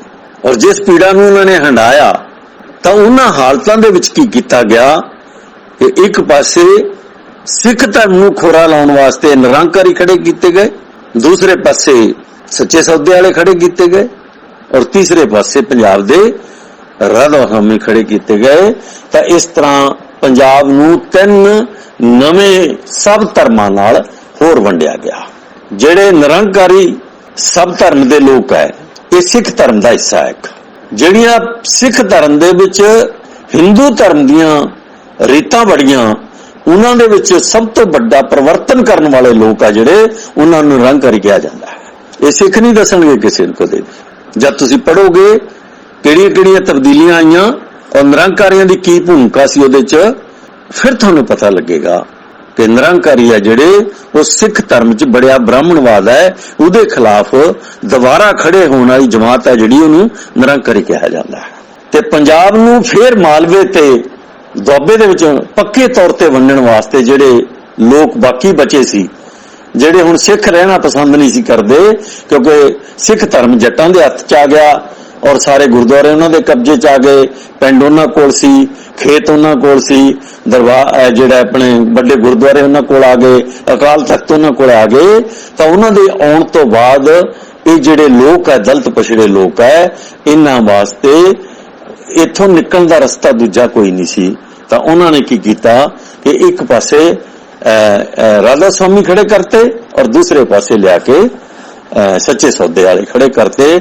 ਔਰ ਘੱਟੋ ਘੱਟ ਇੱਕ ਜਿਸ ਤਰ੍ਹਾਂ ਕਿਹਾ ਜਾਂਦਾ ਕਿ 5 ਕਰੋੜ ਲੋਕ ਹੈ ਜਿਹੜੇ ਉਹ ਇਹਦੇ ਨਾਲ ਸੱਚੇ ਸੌਦੇ ਵਾਲੇ ਨਾਲ ਜੁੜੇ ਸੀ। ਔਰ ਜੇ 5 ਕਰੋੜ ਸੱਚੇ ਸੌਦੇ ਵਾਲੇ ਨਾਲ ਜੁੜੇ ਸੀ ਤਾਂ 5 ਕਰੋੜ ਤੋਂ ਘੱਟ ਨਹੀਂ ਲੋਕ ਹੋਣਗੇ ਜਿਹੜੇ ਰਾਧਾ ਸਵਾਮੀ ਨਾਲ ਜੁੜੇ ਹੋਣਗੇ। ਔਰ ਇਹਨਾਂ ਦੇ ਨਾਲ ਪੰਜਾਬ ਦਾ ਜਿਹੜਾ ਘੱਟੋ ਘੱਟ 40-50 ਲੱਖ ਦਲਿਤ ਪਛੜਿਆ ਜੁੜ ਗਿਆ, ਜਿਹਨੇ ਸਿੱਖ ਧਰਮ ਨੂੰ ਛੱਡ ਦਿੱਤਾ। ਸਗੋਂ ਇਹਨਾਂ ਦੇ ਵਿਚਕਾਰ ਦੁਸ਼ਮਣੀ ਹੋ ਗਈ। ਔਰ ਉਹ ਦੁਸ਼ਮਣੀ ਕਿਉਂ ਹੋਈ, ਇੱਕ ਲੰਬੀ ਚਰਚਾ ਹੈ, ਇਹਨੂੰ ਸਮਝਣ ਵਾਸਤੇ ਕਾਫੀ ਸਮਾਂ ਲੱਗੇਗਾ। ਔਰ ਉਸ ਤੋਂ ਬਾਅਦ ਜਿਹੜੇ ਚਮਾਰ ਨਾ ਸਿੱਖਾਂ ਨੂੰ ਮੰਨਦੇ ਸੀ ਪੂਰੀ ਤਰ੍ਹਾਂ, ਨਾ ਰਾਧਾ ਸਵਾਮੀਆਂ ਨੂੰ ਮੰਨਦੇ ਸੀ, ਨਾ ਉਹ ਸੱਚੇ ਸੌਦੇ ਵਾਲਿਆਂ ਨੂੰ ਮੰਨਦੇ ਸੀ, ਨਾ ਕਿਸੇ ਹੋਰ ਧਰਮੀ ਨੂੰ, ਨਿਰੰਕਾਰੀਆਂ ਨੂੰ ਮੰਨਦੇ ਸੀ, ਉਹਨਾਂ ਨੇ ਆਦ ਧਰਮ ਲਹਿਰ ਵਾਂਗ ਆਪਣੇ ਆਪ ਨੂੰ ਕਾਇਮ ਰੱਖਿਆ ਸੀ। ਅਜੇ ਤੱਕ ਬਾਬੂ ਮੰਗੂ ਰਾਮ ਦੀ ਲਹਿਰ ਤੇ ਬਾਬਾ ਸਾਹਿਬ ਦੀ ਲਹਿਰ ਨੂੰ ਅਜੇ ਤੱਕ ਜਿਨ੍ਹਾਂ ਨੇ ਕਾਇਮ ਰੱਖਿਆ ਸੀ, ਉਹਨਾਂ ਨੂੰ ਤੋੜਨ ਵਾਸਤੇ ਚਮਾਰਾਂ ਦੇ ਗੁਰਦੁਆਰੇ ਜਾਂ ਚਮਾਰਾਂ ਦੇ ਡੇਰੇ ਸ਼ੁਰੂ ਕੀਤੇ ਗਏ। ਅੱਜ 400 ਡੇਰਾ ਚਮਾਰਾਂ ਦਾ। ਮੇਰਾ ਖਿਆਲ ਹੈ ਪੰਜਾਬ ਦੇ ਵਿੱਚ ਅਗਰ ਸਭ ਤੋਂ ਜ਼ਿਆਦਾ ਟੁੱਟੇ ਹੋਏ ਲੋਕ ਹੈ, ਟੁਕੜੇ ਟੁਕੜੇ ਲੋਕ ਆ, ਉਹ ਚਮਾਰ ਹੈ। ਤੁਸੀਂ ਇੱਕ ਪਾਸੋਂ ਜਿੱਧਰ ਨੂੰ ਮਰਜ਼ੀ ਤੁਰੇ ਜਾਓ, ਪਟਿਆਲੇ ਤੱਕ ਤੁਹਾਨੂੰ ਚਮਾਰਾਂ ਦੀਆਂ ਅਲੱਗ-ਅਲੱਗ ਬਿਲਟਾਂ ਮਿਲਣਗੀਆਂ। ਕੋਈ ਦੇਵੀ ਵਾਲੇ ਮਿਲਣਗੇ, ਕੋਈ ਤੁਹਾਨੂੰ ਰਾਧਾ ਸਵਾਮੀ ਮਿਲਣਗੇ, ਕੋਈ ਤੁਹਾਨੂੰ ਸੱਚੇ ਸੌਦੇ ਵਾਲਾ ਮਿਲੇਗਾ, ਕੋਈ ਤੁਹਾਨੂੰ ਸਿੱਖ ਮਿਲਣਗੇ, ਕੋਈ ਤੁਹਾਨੂੰ ਧਰਮੀ ਮਿਲਣਗੇ, ਕੋਈ ਤੁਹਾਨੂੰ ਆਪਣੇ ਬੋਧੀ ਮਿਲਣਗੇ, ਔਰ ਕੋਈ ਤੁਹਾਨੂੰ ਰਵਿਦਾਸੀਆ ਧਰਮੀ ਮਿਲਣਗੇ, ਔਰ ਕੋਈ ਤੁਹਾਨੂੰ 400 ਡੇਰਿਆਂ 'ਚ ਵੰਡੇ ਹੋਏ ਅਲੱਗ-ਅਲੱਗ ਰਵਿਦਾਸੀਏ ਮਿਲਣਗੇ, ਜਿਨ੍ਹਾਂ ਦਾ ਆਪਸ ਵਿੱਚ ਹੀ ਕੋਈ ਲੈਣਾ ਦੇਣਾ ਨਹੀਂ ਹੈ। ਜਿੱਥੇ ਉਹਨਾਂ ਦੇ ਬਾਬੇ ਖੜੇ ਉੱਥੇ ਹੀ ਖੜੇ ਆ। ਮਜ਼੍ਹਬੀ ਬਿਲਟ ਦੇ ਵਿੱਚ ਇਹ ਨਹੀਂ ਹੋਇਆ। ਮਜ਼੍ਹਬੀਆਂ ਦੀ ਸਾਰੀ ਤਾਕਤ ਜਿਹੜੀ ਆ ਅੱਜ ਤੱਕ ਵੀ ਉਹ ਅਕਾਲੀਆਂ ਨਾਲ ਜੁੜੀ ਹੋਈ ਹੈ। ਜਾਣੀ ਅੱਜ ਤੱਕ ਵੀ ਜਿਹੜਾ ਮਜ਼੍ਹਬੀ ਹੈ ਪੰਜਾਬ ਦਾ, ਉਹ ਅੱਜ ਤੱਕ ਵੀ ਅਕਾਲੀਆਂ ਨਾਲ ਹੈ। ਕੁਛ ਹਿੱਸਾ ਕਾਂਗਰਸ ਨਾਲ ਹੈ, ਬਾਕੀ ਸਾਰਾ ਜਿਹੜਾ ਹੈ ਉਹ ਜ਼ਿਆਦਾ, ਜਿਸ ਤਰ੍ਹਾਂ ਦੁਆਬੇ ਦਾ ਚਮਾਰ ਹੈ ਉਹ ਜ਼ਿਆਦਾ ਕਾਂਗਰਸੀ ਹੈ, ਇਸੇ ਤਰ੍ਹਾਂ ਮਾਲਵੇ ਦਾ ਮਜ਼੍ਹਬੀ ਹੈ ਜਿਹੜਾ ਉਹ ਸਾਰਾ ਜ਼ਿਆਦਾ ਅਕਾਲੀਆਂ ਨਾਲ ਹੈ, ਬਾਦਲ ਕਿਆ ਨਾਲ ਹੈ। ਆਹ ਧਰਮੀ ਹੋ ਗਏ, ਨਿਰੰਕਾਰੀ ਹੋ ਗਏ, ਸੱਚੇ ਸੌਦੇ ਵਾਲੇ ਹੋ ਗਏ। ਵੰਡਿਆ ਕੌਣ ਗਿਆ? ਕੌਣ ਵੰਡਿਆ ਗਿਆ? ਜੱਟ ਤਾਂ ਨਿਰੰਕਾਰੀ ਨਹੀਂ ਹੁੰਦਾ। ਜੱਟ ਤੁਸੀਂ ਰਾਧਾ ਸਵਾਮੀ, ਹਾਲਾਂਕਿ ਰਾਧਾ ਸਵਾਮੀ ਖੁਦ ਜੱਟ ਹੈ, ਢਿੱਲੋਂ ਆ ਉਹਦੇ ਕੋਲ ਵੀ ਜੱਟ ਜਿਹੜੇ ਹੈ ਉਹ ਉੱਥੇ ਜ਼ਿਆਦਾ ਨਹੀਂ ਜਾਂਦੇ। ਉਹ ਲੋਕ ਜਾਂਦੇ ਆ ਜਿਨ੍ਹਾਂ ਨੇ ਉੱਥੇ ਸਰਦਾਰੀ ਕਰਨੀ ਆ, ਉਹਨੇ ਕਿ ਜੱਟ ਉੱਥੇ ਜਾਂਦੇ ਆ। ਸੱਚੇ ਸੌਦੇ ਵਾਲੇ ਕੋਲੇ ਵੀ ਜੱਟ ਬਹੁਤ ਘੱਟ ਜਾਂਦੇ ਆ, ਹਾਲਾਂਕਿ ਇਹ ਵੀ ਜੱਟ ਹੈ। ਇਹ ਜਿਹੜਾ ਸੱਚੇ ਸੌਦੇ ਵਾਲਾ ਇਹ ਵੀ ਜੱਟ ਹੈ, ਨਿਰੰਕਾਰੀ ਜੱਟ ਨਹੀਂ ਹੈ। ਤਾਂ ਦੋਨਾਂ ਕੋਲ ਗਿਆ ਕੌਣ ਸਭ ਤੋਂ ਜ਼ਿਆਦਾ? ਦਲਿਤ ਪਛੜੇ। ਜਿਹੜੀ ਗਿਣਤੀ ਉੱਥੇ ਤੁਰੀ ਫਿਰਦੀ ਨਜ਼ਰ ਆਏਗੀ ਤੁਹਾਨੂੰ, 90% ਵਿੱਚ ਦਲਿਤ ਪਛੜੇ ਲੋਕ ਹੋਣਗੇ, ਔਰ ਜਿਹਦੇ ਚ ਅੱਧੀ ਗਿਣਤੀ ਪੰਜਾਬ ਦੀ ਹੋਏਗੀ। ਇਹ ਵੀ ਟੁੱਟ ਭੱਜ ਹੋ ਗਏ। ਵਾਲਮੀਕੀ ਹੈ ਜਿਹੜੇ, ਵਾਲਮੀਕਿਆਂ ਦਾ ਆਪਣੀ ਵਾਲਮੀਕੀ ਧਰਮ ਉਹਨਾਂ ਨੇ ਬਣਾ ਲਿਆ। ਉਹ ਛੇਤੀ ਕੀਤੇ ਕਿਸੇ ਰਾਧਾ ਸਵਾਮੀ ਕੋਲ ਨਹੀਂ ਜਾਂਦੇ, ਸੱਚੇ ਸੌਦੇ ਵਾਲੇ ਕੋਲ ਨਹੀਂ ਜਾਂਦੇ, ਸਿੱਖਾਂ ਕੋਲ ਨਹੀਂ ਜਾਂਦੇ, ਇਹਨਾਂ ਕੋਲੇ ਨਿਰੰਕਾਰੀਆਂ ਕੋਲ ਨਹੀਂ ਜਾਂਦੇ, ਰਵਿਦਾਸੀਆਂ ਕੋਲ ਨਹੀਂ ਜਾਂਦੇ, ਕਿਸੇ ਕੋਲ ਨਹੀਂ ਜਾਂਦੇ। ਉਹਨਾਂ ਨੇ ਆਪਣਾ ਧਰਮ ਵਾਲਮੀਕੀ ਧਰਮ ਬਣਾ ਲਿਆ, ਜਾਂ ਜਿਹਨੂੰ ਹੋਰ ਵੀ ਕਈ ਨਾਂ ਦਿੱਤੇ ਆ ਉਹਨਾਂ ਨੇ, ਜਿਹੜੇ ਸਾਰੇ ਦੇ ਸਾਰੇ ਅਸੀਂ ਉਹਨੂੰ ਇੱਕੋ ਹੀ ਧਰਮ ਦੇ ਵਿੱਚ ਬੰਨ ਲੈਂਦੇ ਆ, ਤੇ ਵਾਲਮੀਕੀ ਧਰਮ ਉਹਨਾਂ ਨੇ ਬਣਾ ਲਿਆ। ਔਰ ਵਾਲਮੀਕੀ ਧਰਮ ਬਣਾਉਣ ਵਾਸਤੇ ਪੰਜਾਬ ਦੀ ਇੱਕੋ ਹੀ ਬਿਲਟ ਕੰਮ ਆਈ, ਨਕੋਦਰ ਤੋਂ ਲੈ ਕੇ ਨਕੋਦਰ ਤੋਂ ਆਪਣਾ ਨਕੋਦਰ ਤੋਂ ਉੱਪਰ ਨੂੰ ਜਾ ਕੇ ਅਸੀਂ ਕੀ ਉਹਨੂੰ ਸ਼ਹਿਰ ਕਹਿੰਦੇ ਆ, ਜਿਹੜਾ ਪਰੇ ਨਿਕਲ ਜਾਂਦਾ ਬਟਾਲਾ ਸਾਈਡ ਨੂੰ, ਧਾਰੀਵਾਲ ਸਾਈਡ। ਇਹ ਇੱਕ ਛੋਟੀ ਜਿਹੀ ਬਿਲਟ ਹੈ ਵਿਚਕਾਰ, ਜਿੱਥੇ ਮਜ਼੍ਹਬੀ ਤੇ ਵਾਲਮੀਕੀ ਜ਼ਿਆਦਾ ਹੈ। ਕਪੂਰਥਲਾ, ਹੁਣ ਕਪੂਰਥਲੇ ਦੇ ਵਿੱਚ ਵਾਲਮੀਕੀ ਕਿਉਂ ਜ਼ਿਆਦਾ ਹੈ, ਮਜ਼੍ਹਬੀ ਕਿਉਂ ਜ਼ਿਆਦਾ ਹੈ? ਕਿਉਂਕਿ ਕਪੂਰਥਲੇ ਦੇ ਮਹਾਰਾਜਾ ਨੇ, ਜੱਸਾ ਸਿੰਘ ਰਾਮਗੜੀਏ ਨੇ, ਜਾਂ ਉਹਨਾਂ ਦੀ ਸੰਤਾਨ ਨੇ ਇੱਕ ਦਿਨ ਸਿੱਖ ਧਰਮ ਛੱਡ ਕੇ ਈਸਾਈ ਧਰਮ ਅਪਣਾ ਲਿਆ ਸੀ। ਤਾਂ ਉਹਦੇ ਨਾਲ ਉਹ ਬਿਲਟ ਦੇ ਵਿੱਚ ਬਹੁਤ ਵੱਡਾ ਅਸਰ ਪਿਆ ਉਸ ਰਾਜ ਦੇ ਵਿੱਚ, ਕਿਉਂਕਿ ਕਪੂਰਥਲੇ ਦੇ ਰਾਜ ਚ ਆਉਂਦਾ ਸਾਰਾ ਕੁਝ। ਇਹ ਸਾਰੇ ਦੇ ਸਾਰੇ ਲੋਕ ਅੱਜ ਈਸਾਈ ਬਣ ਗਏ। ਔਰ ਮੈਂ ਉਹਨਾਂ ਨੂੰ ਦੇਖਦਾ ਕਿ ਜਿੰਨਾ ਸਾਡੀਆਂ ਕੁੜੀਆਂ ਦਾ, ਬੁੜੀਆਂ ਦਾ, ਬੱਚਿਆਂ ਦਾ ਜਲੂਸ ਇਹ ਈਸਾਈ ਜਿਹੜੇ ਆ, ਇਹਨਾਂ ਦੇ ਜਿਹੜੇ ਟ੍ਰੇਡ ਕੀਤੇ ਹੋਏ ਆ ਲੋਕ ਹੈ, ਉਹ ਕੱਢਦੇ ਆ। ਤਾਂ ਉਹਨੂੰ ਦੇਖ ਕੇ ਇਸ ਤਰ੍ਹਾਂ ਲੱਗਦਾ ਕਿ ਅਸੀਂ ਕਦੇ ਸੁਧਰਨ ਵਾਲੇ ਨਹੀਂ ਹੈ। ਅਸੀਂ ਨਹੀਂ ਸੁਧਰਨ ਵਾਲੇ, ਅਸੀਂ ਬੰਦੇ ਬਣਨ ਵਾਲੇ ਨਹੀਂ ਹੈ। ਅਸੀਂ ਕਿਸੇ ਨੂੰ ਦੋਸ਼ ਨਹੀਂ ਦੇ ਸਕਦੇ, ਅਸੀਂ ਬੰਦੇ ਬਣਨ ਵਾਲੇ ਨਹੀਂ ਹੈ। ਹੁਣ ਉਦੋਂ ਬਾਅਦ ਰਹਿ ਗਏ ਸਾਡੇ ਕੋਲ ਸਭ ਤੋਂ ਵੱਡੀ ਗਿਣਤੀ ਪੰਜਾਬ ਦੀ ਤਖਾਣ। ਜੱਟ ਤਖਾਣਾ ਨੂੰ ਪਸੰਦ ਨਹੀਂ ਕਰਦਾ, ਤਖਾਣ ਜੱਟ ਨੂੰ ਪਸੰਦ ਨਹੀਂ ਕਰਦੇ। ਇਹਦੇ ਕਾਰਨ ਆ ਬਹੁਤ ਸਾਰੇ, ਕਿਉਂਕਿ ਜੱਟ ਖੇਤ ਦਾ ਮਾਲਕ ਹੈ, ਪਰ ਖੇਤ ਜਿਹੜਾ ਉਹ ਤਰਖਾਣ ਤੇ ਨਿਰਭਰ ਹੈ। ਔਰ ਜਿਹਦੇ ਤੇ ਤੁਸੀਂ ਨਿਰਭਰ ਹੈ ਤੁਸੀਂ ਉਹਨੂੰ ਆਕੜ ਨਹੀਂ ਸਕਦੇ, ਜਿਹਦੇ ਤੇ ਤੁਸੀਂ ਨਿਰਭਰ ਹੈ ਤੁਸੀਂ ਉਹਨੂੰ ਆਕੜ ਨਹੀਂ ਸਕਦੇ। ਤਾਂ ਜੱਟਾਂ ਦੀ ਤੇ ਤਰਖਾਣਾ ਦੀ ਆਪਸ ਵਿੱਚ ਜਿਹੜੀ ਖਹਿਬਾਜੀ ਹੋਈ, ਉਹਦੇ ਚੋਂ ਕਲੇਰਾਂ ਵਾਲਾ ਜਿਹੜਾ ਠਾਠ ਨਿਕਲਿਆ। ਇਹਨੂੰ ਠਾਠ ਕਹਿੰਦੇ ਧਰਮ ਨੂੰ। ਇਹ ਤਖਾਣ ਆ ਜਿਹੜੇ ਉਹਨਾਂ ਨੇ ਨਾਂ ਰੱਖਿਆ ਦਾ ਠਾਠ, ਨਾਨਕਸਰ ਠਾਠ। ਜਦੋਂ ਜੱਟਾਂ ਨੇ ਨਾਨਕਸਰ ਠਾਠ ਤੋਂ ਇਹਨਾਂ ਤਖਾਣਾ ਨੂੰ ਕੱਢਤਾ ਤਾਂ ਫਿਰ ਇਹ ਲੋਪੋ ਵੱਲ ਨੂੰ ਭੱਜੇ, ਲੋਪੋ ਤੋਂ ਫਿਰ ਸਮਾਧ ਵੱਲ ਨੂੰ ਭੱਜੇ। ਅੱਜ ਕੱਲ ਇਹ ਸਾਰੀ ਬਿਲਟ ਜਿਹੜੀ ਛੋਟੀ ਜੀ ਬਿਲਟ ਹੈ, ਇੱਥੇ ਤਖਾਣਾ ਦਾ ਦਬਦਬਾ ਹੈ। ਲੁਧਿਆਣੇ 'ਚ ਤਖਾਣਾ ਦਾ ਦਬਦਬਾ ਹੈ, ਫਗਵਾੜੇ 'ਚ ਤਖਾਣਾ ਦਾ ਦਬਦਬਾ ਹੈ, ਫਲੌਰ ਦੇ ਵਿੱਚ ਤਖਾਣਾ ਦਾ ਦਬਦਬਾ ਹੈ, ਜਿਹੜਾ ਉਹਦੇ ਨਾਲ ਗੁਰਾਇਆ ਉਹਦੇ 'ਚ ਤਖਾਣਾ ਦਾ ਦਬਦਬਾ ਹੈ। ਇਹ ਉਦਯੋਗ ਹੈ ਜਿਹੜਾ ਤਖਾਣਾ ਦੇ ਕਬਜ਼ੇ 'ਚ ਹੈ। ਤਾਂ ਇਹ ਜਿਹੜੀ ਛੋਟੀ ਜੀ ਬਿਲਟ ਹੈ, ਇੱਥੇ ਤਖਾਣਾ ਨੇ ਆਪਣਾ ਕਬਜ਼ਾ ਕਰ ਲਿਆ। ਹੁਣ ਤੁਸੀਂ ਇਹਨੂੰ ਜਿਹੜੀ ਗੱਲ ਮੈਂ ਬੋਲੀ ਆ ਉਹਨੂੰ ਆਪਣੀ ਅੱਖਾਂ ਨਾਲ ਖੋਲ ਕੇ ਪੰਜਾਬ ਤੇ ਇੱਕ ਵਾਰੀ ਝਾਤ ਪਾਓ ਤਾਂ ਤੁਹਾਨੂੰ ਇਹ ਸਾਰਾ ਕੁਝ ਨਜ਼ਰ ਆਏਗਾ, ਇਹ ਸਾਰਾ ਕੁਝ ਤੁਹਾਨੂੰ ਨਜ਼ਰ ਆਏਗਾ। ਹੁਣ ਮੁਸਲਮਾਨ ਇੱਥੇ ਨਹੀਂ ਹੈ, ਮੁਸਲਮਾਨ ਜਿਹੜੇ ਆ ਪਾਕਿਸਤਾਨ ਚਲੇ ਗਏ ਜਾਂ ਮਾਰੇ ਗਏ। ਮਲੇਰਕੋਟਲੇ ਵਾਲੇ ਮੁਸਲਮਾਨ ਹੈ, ਉਹਨਾਂ ਨੂੰ ਇਹ ਘਰ ਦੀ ਬੁਰਕੀ ਵਾਂਗੂ ਸਮਝਦੇ ਆ, ਘਰ ਦੀ ਮੁਰਗੀ ਵਾਂਗੂ ਸਮਝਦੇ ਆ ਸਿੱਖ। ਤੇ ਸਿੱਖਾਂ ਵਾਸਤੇ ਇਹ ਜ਼ਰੂਰੀ ਹੈ ਕਿ ਦਲਿਤ ਪਛੜਿਆਂ ਦੀ ਤਾਕਤ ਹੈ ਜਿਹੜੀ ਉਹ ਇਕੱਠੀ ਨਾ ਹੋਵੇ। ਇਸ ਪਲਾਨ ਦੇ ਅਧੀਨ, ਇਸ ਯੋਜਨਾ ਦੇ ਅਧੀਨ ਮਜ਼੍ਹਬੀ ਤੇ ਚਮਾਰ ਨੂੰ ਇੱਟ ਕੁੱਤੇ ਦਾ ਵੈਰ ਕਰਵਾਇਆ ਗਿਆ। ਇਹਦੀਆਂ ਬਹੁਤ ਸਾਰੀਆਂ ਘਟਨਾਵਾਂ ਮੇਰੇ ਜਵਾਨੀ ਯਾਦ ਹੈ, ਵੱਡੀਆਂ ਵੱਡੀਆਂ ਘਟਨਾਵਾਂ, ਵੱਡੇ ਵੱਡੇ ਅਫਸਰ ਸ਼ਾਮਲ ਹੈ ਇਹਦੇ 'ਚ, IAS ਤੱਕ ਅਫਸਰ ਸ਼ਾਮਲ ਹੈ ਇਹਦੇ 'ਚ। ਤਾਂ ਇੱਟ ਕੁੱਤੇ ਦਾ ਵੈਰ ਇਹਨਾਂ ਦੋਨਾਂ ਭਰਾਵਾਂ ਨੇ ਕੀਤਾ ਤੇ ਉਹਦਾ ਨਤੀਜਾ ਕੀ ਨਿਕਲਿਆ ਕਿ ਸਾਰੇ ਲੋਕ ਦਲਿਤ ਪਛੜੇ ਆ ਜਿਹੜੇ ਉਹ ਖੇਰੂ ਖੇਰੂ ਹੋ ਗਏ।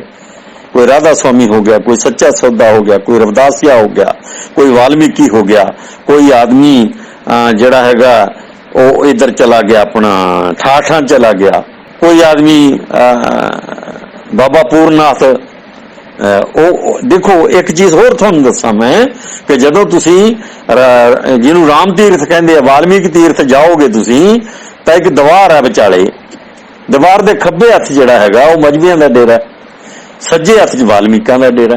ਜਦੋਂ ਤੁਸੀਂ ਸਾਹਮਣੇ ਸੜਕ ਤੋਂ ਜਾਓਗੇ, ਸਾਹਮਣੇ ਹਨੂਮਾਨ ਦੀ ਵੱਡੀ ਮੂਰਤੀ ਲੱਗੀ ਹੈ, ਉਹ ਵਾਲਮੀਕਾਂ ਵਾਲੀ ਸਾਈਡ ਹੈ, ਉੱਥੇ ਵਾਲਮੀਕਾਂ ਦਾ ਦਬਦਬਾ ਹੈ। ਜਦੋਂ ਤੁਸੀਂ ਖੱਬੇ ਹੱਥ ਸੜਕ ਦੇ ਉੱਤੋਂ ਦੀ ਮੁੜ ਕੇ ਤਾਂ ਸਿਰੇ ਤੇ ਪਹੁੰਚੋਗੇ ਤਾਂ ਉੱਥੇ ਬਾਬਾ ਪੂਰਨ ਨਾਥ ਦਾ ਡੇਰਾ ਉਹ ਮਜ਼੍ਹਬੀ ਹੈ। ਜਾਨੀ ਮਜ਼੍ਹਬੀ ਤੇ ਵਾਲਮੀਕੀ ਵੀ ਆਪਸ ਵਿੱਚ ਇੰਨੀ ਬੁਰੀ ਤਰ੍ਹਾਂ ਤੋੜੇ ਗਏ, ਇੰਨੀ ਬੁਰੀ ਤਰ੍ਹਾਂ ਕਿ ਉਹ ਵੀ ਦੁਬਾਰਾ ਇਕੱਠੇ ਨਹੀਂ ਹੋ ਪਾਏ, ਕੋਈ ਨਹੀਂ ਇਕੱਠਾ ਹੋ ਪਾਇਆ। ਚਮਾਰ ਹੈ ਜਿਹੜੇ ਉਹ ਇਕੱਲੇ ਰਵਿਦਾਸੀਏ ਨਹੀਂ ਬਣੇ, ਉਹਨਾਂ ਨੇ 400 ਡੇਰੇ ਸਥਾਪਿਤ ਕਰ ਲਏ ਇਕੱਲੇ ਪੰਜਾਬ ਦੇ ਵਿੱਚ। ਪਠਾਨਕੋਟ ਤੋਂ ਸ਼ੁਰੂ ਕਰ ਲਓ ਤੁਸੀਂ, ਪਠਾਨਕੋਟ ਤੋਂ ਸ਼ੁਰੂ ਕਰਕੇ ਲੁਧਿਆਣੇ ਤੱਕ, ਇਧਰ ਹੁਸ਼ਿਆਰਪੁਰ ਤੱਕ, ਔਰ ਫਿਰ ਤੁਸੀਂ ਥੱਲੇ ਇਧਰ ਹੁਸ਼ਿਆਰਪੁਰ ਦੇ ਅਖੀਰ ਤੇ ਪਹੁੰਚ ਜਾਓ ਜਿੱਥੋਂ ਮੋਹਾਲੀ ਸ਼ੁਰੂ ਹੋ ਜਾਂਦਾ ਹੈ। ਇਹ ਡੇਰੇ ਹੈ ਇੱਧਰ ਸਾਰੇ ਪਾਸੇ। ਇਹ ਡੇਰੇ ਕੀ ਹੈ? ਇਹ ਬਹੁਜਨ ਸਮਾਜ ਨੂੰ ਵੰਡਣ ਵਾਸਤੇ ਖੇਡਾਂ ਹੈ ਸਾਰੀਆਂ, ਨਿਰੰਕਾਰੀਆਂ ਦੀ ਆਪਣੀ ਖੇਡ ਹੈ। ਇਹ ਜਿਹੜੇ ਲੋਕ ਸੱਤਾ 'ਚ ਰਹਿੰਦੇ ਆ, ਇਹ ਉਹਨਾਂ ਦੀਆਂ ਖੇਡਾਂ ਸਾਰੀਆਂ। ਔਰ ਮੈਂ ਤੁਹਾਨੂੰ ਇੱਕ ਗੱਲ ਹੋਰ ਦੱਸ ਦਿਆਂ ਕਿ ਜਿਹੜਾ ਮਜ਼੍ਹਬੀ ਤੇ ਚਮਾਰ ਦਾ ਰੌਲਾ ਹੈ, ਇਹ ਬੜੀ ਵਿਉਂਤਬੰਦੀ ਨਾਲ ਪਾਇਆ ਗਿਆ, ਔਰ ਇਹਦੇ 'ਚ ਬਹੁਜਨ ਸਮਾਜ ਦੇ ਨੇਤਾ ਵੀ ਸ਼ਾਮਲ ਹੈ ਔਰ ਅਕਾਲੀ ਸ਼ਾਮਲ ਹੈ, ਦੋਨੇ ਤਰ੍ਹਾਂ ਸ਼ਾਮਲ ਹੈ। ਔਰ ਇਹਦੇ ਵਿੱਚ ਹੀ ਕਾਂਗਰਸੀ ਸ਼ਾਮਲ ਹੈ, ਕਿਉਂਕਿ ਕਾਂਗਰਸੀਆਂ ਦਾ ਤੇ ਅਕਾਲੀਆਂ ਦੀ ਕੁੜਮਾਚਾਰੀ ਹੈ, ਇਸ ਕਰਕੇ ਉਹ ਦੋਨੇ ਇਕੱਠੇ ਹੈ। ਔਰ ਬਹੁਜਨ ਸਮਾਜ ਦੇ ਨੇਤਾ ਇਹਦੇ ਸ਼ਾਮਲ ਹੋਏ ਬਕਾਇਦਾ ਤੌਰ ਤੇ। ਇਹ ਚੂਹਾ ਚੂਹੀ ਦਾ ਖੇਡ ਜਿਹੜਾ ਮੈਂ ਕਹਿ ਰਿਹਾ ਉਹ ਇਹੀ ਹੈ। ਇਹ ਧਰਮਾਂ ਨੂੰ ਲੈ ਕੇ ਕਿਸ ਤਰ੍ਹਾਂ ਲੋਕਾਂ ਨੂੰ ਲੀਰੋ ਲੀਰ ਕੀਤਾ ਗਿਆ। ਤੁਸੀਂ ਕਿਹੜੇ ਧਰਮਾਂ ਦੀਆਂ ਗੱਲਾਂ ਕਰਦੇ ਹੋ? ਤੁਸੀਂ ਕਿਹੜਾ ਧਰਮ ਹੈ ਤੁਹਾਡਾ? ਮਿੱਤਰੋ, ਮੈਂ ਬਹੁਜਨ ਸਮਾਜ ਦੇ ਜਿਹੜੇ ਦਲਿਤ ਪਛੜੇ ਲੋਕ ਆ ਇਹਨਾਂ ਨੂੰ ਪੁੱਛਦਾ ਹਾਂ, ਤੁਹਾਡਾ ਕਿਹੜਾ ਧਰਮ ਹੈ? ਤੁਹਾਡੀ ਕਿਹੜੀ ਹਸਤੀ ਹੈ? ਤੁਹਾਡੀ ਸਿਵਾਏ ਲੰਗਰ ਛਕਣ ਤੋਂ, ਭਾਂਡੇ ਮਾਂਜਣ ਤੋਂ, ਝਾੜੂ ਦੇਣ ਤੋਂ ਜਾਂ ਗੋਹਾ ਕੂੜਾ ਕਰਨ ਤੋਂ ਜਾ ਕੇ ਤੁਹਾਡੀ ਕੋਈ ਹਸਤੀ ਹੈ? ਅਗਰ ਤੁਸੀਂ ਆਪਣਾ ਵੀ ਧਰਮ ਸਥਾਪਿਤ ਕਰ ਲਿਆ, ਜਿਵੇਂ ਰਵਿਦਾਸੀਆ ਧਰਮ ਹੈ, ਤਾਂ ਉੱਥੇ ਤਾਂ ਤੁਸੀਂ ਪਤਾ ਨਹੀਂ ਕੀ ਹੈ। ਤੁਸੀਂ ਰਵਿਦਾਸੀਆ ਧਰਮ ਦਾ ਨਾਂ ਲੈਂਦੇ ਹੋ ਜ਼ਰੂਰ, ਪਰ ਉੱਥੇ ਹੈ ਕੀ ਸੱਚਾਈ? ਉਹਦੇ ਬਾਰੇ ਕਿਉਂ ਨਹੀਂ ਬੋਲਦੇ ਤੁਸੀਂ? ਉੱਥੇ ਬੋਧੀ ਵੀ ਹੈ, ਉੱਥੇ ਆਦ ਧਰਮੀ ਵੀ ਹੈ, ਉੱਥੇ 400 ਡੇਰਾ ਵੀ ਹੈ। ਔਰ ਉਹਨਾਂ ਡੇਰਿਆਂ 'ਚ ਕੌਣ RSS ਵਾਲਾ ਹੈ, ਕੌਣ ਕਾਂਗਰਸ ਵਾਲਾ ਹੈ, ਕੌਣ ਅਕਾਲੀ ਹੈ, ਕੌਣ ਕਿਹਦੇ ਨਾਲ ਹੈ, ਤੁਸੀਂ ਕੀ ਜਾਣਦੇ ਆ? ਤੁਸੀਂ ਤਾਂ ਖਿਲਰਨਾ ਹੈ, ਤੁਸੀਂ ਤਾਂ ਖਿੰਡਣਾ ਹੈ, ਆਪਣਾ ਚੁੱਲ੍ਹਾ ਅਲੱਗ ਬਾਲਣਾ ਬਸ। ਤਾਂ ਪੰਜਾਬ ਦੇ ਜਿਹੜੇ ਦਲਿਤ ਹੈ, ਪਛੜੇ ਹੈ, ਇਹਨਾਂ ਨੇ ਆਪਣੇ ਚੁੱਲ੍ਹੇ ਬਾਲੇ ਅਲੱਗ-ਅਲੱਗ, ਔਰ ਇਹਨਾਂ ਦੇ ਚੁੱਲ੍ਹੇ ਅਲੱਗ-ਅਲੱਗ ਬਲੇ ਤਾਂ ਸੱਤਾ ਜਿਹੜੀ ਹੈ ਉਹ ਇੱਕ ਜਮਾਤ ਦੇ ਹੱਥ 'ਚ ਆ ਗਈ, ਔਰ ਉਹ ਬਾਰ-ਬਾਰ ਆਪਣੀ ਬਦਲ ਕੇ ਸੱਤਾ ਤੁਹਾਡੇ ਤੇ ਕਰਦੇ ਆ। ਔਰ ਤੁਸੀਂ ਸਿਰਫ ਕੱਛਾਂ ਵਜਾਉਂਦੇ ਹੋ, ਤੁਹਾਡੀ ਕੋਈ ਹਸਤੀ ਨਹੀਂ ਹੈ। ਤੁਸੀਂ 60% ਲੋਕ ਹੈ ਜਿਹੜੀ ਤੁਹਾਡੀ ਕੋਈ ਔਕਾਤ ਨਹੀਂ ਹੈ। ਮੈਂ ਤੁਹਾਨੂੰ ਸਾਫ਼ ਸ਼ਬਦਾਂ 'ਚ ਕਹਿ ਰਿਹਾ ਕਿ ਤੁਹਾਡੀ ਕੋਈ ਔਕਾਤ ਨਹੀਂ ਹੈ। ਚਾਹੇ ਤੁਸੀਂ ਮੈਨੂੰ ਗਾਲਾਂ ਕੱਢੋ, ਚਾਹੇ ਤੁਸੀਂ ਮੈਨੂੰ ਮੇਰੀ ਮਾਂ ਭੈਣ ਕਰੋ, ਮੈਂ ਤੁਹਾਨੂੰ ਕਹਿਣਾ ਕਿ ਤੁਹਾਡੀ ਕੋਈ ਔਕਾਤ ਨਹੀਂ ਹੈ। ਤੇ ਜਿੰਨੇ ਪੜ੍ਹੇ ਲਿਖੇ ਲੋਕ ਹੈ, ਮਜ਼੍ਹਬੀ, ਚਮਾਰ, ਜਲਾਹੇ, ਛਿੰਬੇ, ਨਾਈ, ਜੋ ਵੀ ਹੈ, ਜਿੰਨੇ ਪੜ੍ਹੇ ਲਿਖੇ ਦਲਿਤ ਪਛੜੇ, ਇਹ ਸਭ ਤੋਂ ਖਤਰਨਾਕ ਲੋਕ ਸਾਬਤ ਹੋਏ ਆਪਣੇ ਸਮਾਜ ਵਾਸਤੇ। ਇਹ ਝੋਲੀ ਚੁੱਕ ਲੋਕ ਪੈਦਾ ਹੋਏ ਆ, ਸ਼ਰਾਬ ਦੀਆਂ ਬੋਤਲਾਂ ਤੇ ਵਿਕਣ ਵਾਲੇ ਲੋਕ ਆਏ। ਤੁਸੀਂ ਇਹਨਾਂ ਨੂੰ ਇਹ ਨਾ ਸਮਝੋ ਕਿ ਲੱਖ ਰੁਪਈਆ ਤਨਖਾਹ ਲੈਂਦੇ ਆ। ਮੈਂ ਜਦੋਂ ਕਦੇ ਚੋਣਾਂ ਕਰਾਉਣ ਜਾਂਦਾ ਤਾਂ ਮੈਂ ਦੇਖਦਾ ਇਹਨਾਂ ਨੂੰ ਕਿ ਇਹ 5-5 ਵੋਟਾਂ ਪਿੱਛੇ ਇੱਕ ਬੋਤਲ ਦਾ ਸੌਦਾ ਕਰਦੇ ਰਹੇ। ਇਹ ਲੋਕ, ਉਹ ਔਕਾਤ ਹੈ ਇਹਨਾਂ ਦੀ ਕਿ 5 ਵੋਟਾਂ ਕਿਸੇ ਨੂੰ ਹੇਰਾਫੇਰੀ ਨਾਲ ਦੇ ਦੇਣੀਆਂ ਔਰ ਉਹ ਤੋਂ ਬੋਤਲ ਸ਼ਰਾਬ ਦੀ ਲੈ ਲੈਣੀ, ਇਹ ਔਕਾਤ ਹੈ। ਔਰ ਸ਼ਾਮ ਜਦੋਂ ਹੋ ਜਾਂਦੀ ਤਾਂ ਇਹ ਪਿੰਡ ਦੇ ਰਸਤੇ ਵੱਲ ਵੇਖਦੇ ਰਹਿੰਦੇ, ਆਪਣੀ ਜਿਹੜੀ ਆਪਣੀ ਥਾਂ ਤੇ ਬੈਠੇ ਕਿ ਕੌਣ ਮੁਰਗੇ ਦੀ ਡੋਲ ਨਾ ਭਰ ਕੇ ਲੈ ਕੇ ਆਉਂਦਾ। ਇਹ ਸਾਡੀ ਔਕਾਤ ਹੈ। ਔਰ ਇਹ ਔਕਾਤ ਸਾਡੀ ਕੋਈ ਚਪੜਾਸੀ ਦੀ ਨਹੀਂ ਹੈ, ਇਹ ਕੋਈ ਕਲਰਕ ਦੀ ਜਾਂ ਮਾਸਟਰ ਦੀ ਔਕਾਤ ਨਹੀਂ ਹੈ। IAS ਦੀ ਵੀ ਔਕਾਤ ਇਹ ਹੈ। ਬਸ ਇਹ ਫਰਕ ਹੀ ਹੈ ਕਿ ਪਿੰਡ ਵਾਲਿਆਂ ਤੋਂ ਅਸੀਂ ਮੁਰਗੇ ਭਾਲਦੇ ਹਾਂ ਤੇ ਸੱਤਾ 'ਚ ਬੈਠਣ ਵਾਲਿਆਂ ਤੋਂ IAS ਜਾਂ IPS ਮੁਰਗੇ ਭਾਲਦਾ ਹੈ। ਇੰਨਾ ਹੀ ਫਰਕ ਹੈ ਬਸ। ਬੇਸਿਕਲੀ ਬੁਨਿਆਦੀ ਤੌਰ ਤੇ ਸੱਚਾਈ ਇਹ ਹੈ ਕਿ ਧਰਮਾਂ ਨੇ ਸਾਡੀ ਔਕਾਤ ਖਤਮ ਕਰਤੀ। ਸਾਡਾ ਕੋਈ ਧਰਮ ਨਹੀਂ ਔਰ ਸਾਡੀ ਕੋਈ ਔਕਾਤ ਨਹੀਂ, ਸਾਡੀ ਕੋਈ ਹਸਤੀ ਨਹੀਂ ਹੈ। ਅਸੀਂ ਸਿਰਫ ਮਗਰ ਦੌੜਨ ਵਾਲੀਆਂ ਭੇਡਾਂ ਵਾਂਗੂ ਹੈ। ਜਿਹੜਾ ਸਾਨੂੰ ਹੱਕ ਕੇ ਲੈ ਜੇ ਅਸੀਂ ਉਹਦੇ ਮਗਰ ਦੌੜ ਸਕਦੇ ਹਾਂ ਔਰ ਬੜੇ ਆਰਾਮ ਨਾਲ ਦੌੜ ਸਕਦੇ ਹਾਂ। ਪਿਛਲੇ 40 ਸਾਲ ਤੋਂ ਮੈਨੂੰ ਸਮਝ ਲੱਗੀ ਹੈ ਜ਼ਿੰਦਗੀ ਦੀ। ਪਹਿਲਾ ਜਨਮ ਮੇਰਾ ਸਧਾਰਨ ਆਦਮੀ ਦਾ ਜਨਮ ਹੈ, ਪਸ਼ੂਆਂ ਵਰਗਾ ਜੀਵਨ ਹੈ, ਚਾਹੇ ਮੈਂ ਕਿੰਨਾ ਵੀ ਪੜ੍ਹਿਆ ਸੀ। ਪਰ ਮੈਨੂੰ ਜਿਹੜਾ ਮੇਰਾ ਅਸਲੀ ਜੀਵਨ ਆ ਉਹ 80 ਤੋਂ ਸ਼ੁਰੂ ਹੁੰਦਾ ਹੈ। ਉਸ ਦਿਨ ਤੋਂ ਬਾਅਦ ਜਿਹੜਾ ਮੈਂ ਆਪਣਾ ਸਮਾਜ ਵੇਖਿਆ, ਉਹਦੀ ਔਕਾਤ, ਮੈਂ ਇਹ ਕਹਿ ਰਿਹਾ ਕਿ ਔਕਾਤ ਹੈ ਹੀ ਕੋਈ ਨਹੀਂ, ਕੋਈ ਧਰਮ ਨਹੀਂ, ਕੋਈ ਔਕਾਤ ਨਹੀਂ। ਔਰ ਸਾਡੀ ਔਕਾਤ ਕੀ ਹੈ ਕਿ ਸਾਡੇ ਗੁਰੂ ਦੇ ਘਰੇ ਦਰਬਾਰ ਸਾਹਿਬ ਦੇ ਵਿੱਚ, ਮੇਰੇ ਸਤਿਗੁਰ ਦੇ ਘਰੇ ਦਰਬਾਰ ਸਾਹਿਬ ਦੇ ਵਿੱਚ ਇੱਕ ਮਾਮੂਲੀ ਆਦਮੀ ਜਿਹੜਾ ਉਹ ਸਾਡੇ ਇੱਕ ਜਾਣੀ, ਮੈਂ ਸਵੇਰੇ ਵੀ ਇਹ ਗੱਲ ਬੋਲਿਆ ਸੀ ਕਿ ਪਦਮ ਸ਼੍ਰੀ ਨੂੰ ਚੂੜਾ ਕਹਿ ਕੇ ਗਾਲ ਕੱਢ ਸਕਦਾ ਹੈ। ਇਹ ਸਾਡੀ ਔਕਾਤ ਹੈ। ਤੇ ਇਸ ਬੰਦੇ ਦੇ ਮਰਨ ਤੋਂ ਬਾਅਦ ਵੀ ਉਹਦੀ ਲਾਸ਼ ਨੂੰ ਰੋਲਿਆ ਜਾ ਸਕਦਾ ਹੈ, ਇਹ ਸਾਡੀ ਔਕਾਤ ਹੈ। ਪ੍ਰੋਫੈਸਰ ਗਿਆਨੀ ਦਿੱਤ ਸਿੰਘ ਨਾਲ ਕੀ ਹੋਇਆ, ਪ੍ਰੋਫੈਸਰ ਗੁਰਮੁਖ ਸਿੰਘ ਨਾਲ ਕੀ ਹੋਇਆ, ਕਦੇ ਪੜੋਗੇ ਸਮਝੋਗੇ ਤਾਂ ਤੁਹਾਨੂੰ ਆਪਣੀ ਔਕਾਤ ਯਾਦ ਆਏਗੀ। ਅਗਰ ਤੁਹਾਨੂੰ ਆਪਣੀ ਔਕਾਤ ਵੀ ਸਮਝ ਨਾ ਲੱਗੇ ਤਾਂ ਤੁਸੀਂ ਆਪਣੇ ਆਪ ਨੂੰ ਆਦਮੀਆਂ ਸ਼ਾਮਲ ਨਾ ਕਰਿਓ। ਤੁਸੀਂ ਅਜੇ ਆਦਮੀ ਨਹੀਂ ਬਣੇ, ਬੰਦੇ ਨਹੀਂ ਬਣੇ ਤੁਸੀਂ। ਇੱਕ ਅਸ਼ੂਤੋਸ਼ ਆ ਗਿਆ ਯੂਪੀ ਬਿਹਾਰ ਦਾ ਪੰਡਿਤ, ਉਹ ਅੱਜ ਤੱਕ ਵੀ ਜਿਉਂਦਾ ਪਿਆ ਹੈ, ਔਰ ਸਾਡੇ ਲੋਕ ਅੱਜ ਤੱਕ ਵੀ ਉਹਦੇ ਜਿਉਂਦੇ ਪਏ ਦੀ ਪੂਜਾ ਮਰੇ ਪਏ ਦੀ ਪੂਜਾ ਕਰ ਰਹੇ ਆ। ਉਹ ਸਾਡੇ ਲੋਕ ਹੀ ਸੀ ਉੱਥੇ ਸਾਰੇ, ਜਾਨੀ ਸਾਡੀ ਕੋਈ ਮਨੁੱਖੀ ਔਕਾਤ ਨਹੀਂ ਆ।